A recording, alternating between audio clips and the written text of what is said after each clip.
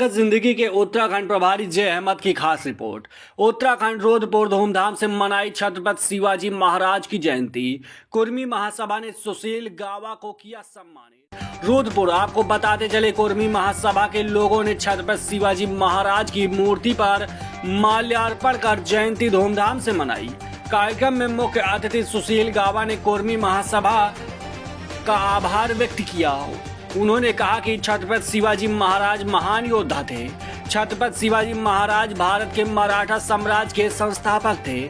उन्होंने कई युद्ध लड़कर भारत को मजबूत बनाया।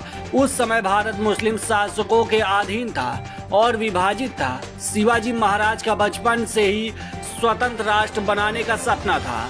उन्होंने देश के हर इंसान को बहुत बढ़ावा और अपने जीवन में हिंदुओं के लिए बहुत कुछ किया। उन्होंने विभिन्न वर्गों को एकजुट करके हुए न्याय और प्राथमिकता दी। उन्होंने अपने शासन में न्याय, समरसत्ता और विकास के लिए कई सुधार किया।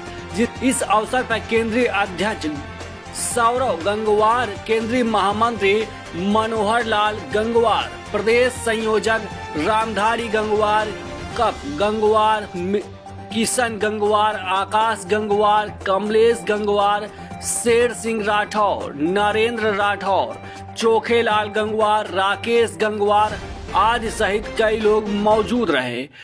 लड़ने के जो उनका एक उदाहरण है, निश्चित रूप से पीढ़ियों से हमें प्रेरणा दे रहा है और अगली पीढ़ियों तक भी हमें प्रेरणा देता रहेगा। उन्होंने ये दिखाया कि कहीं भी अन्याय हो रहा हो तो आपको उसके खिलाफ लड़ना है, आवाज उठानी है। तो ऐसे परम पूज्य हमारे छत्रपति शिवाजी महाराज जी की जयंती के इतने बड़े शुभ अवसर पर मैं आप सबको भी साधुवाद देता हूं कि आपने एक अलग जगाने का कार्य किया है। और मुझे यह लगता है कि जो यह छत्रपति शिवाजी की जयंती का यह कार्यक्रम है, आने वाले दशकों में बहुत बड़ा कार्यक्रम होने जा रहा है। ये बहुत हर्ष की बात है कि आज कुर्मी समाज के अग्रज मराठा जाति को पूरे मुगल शासकों से लड़कर न्याय दिलाने वाले छत्रपति शिवाजी महाराज की 394वीं जयंती है। हम सब लोग शिवाजी महाराज के जीवन चरित्र से ये संदेश लें, ये सीख लें कि छोटे से मराठा सैनिकों के साथ मिलकर उन्होंने इतने बड़े मुगल साम्राज्य को परास्त कर दिया था।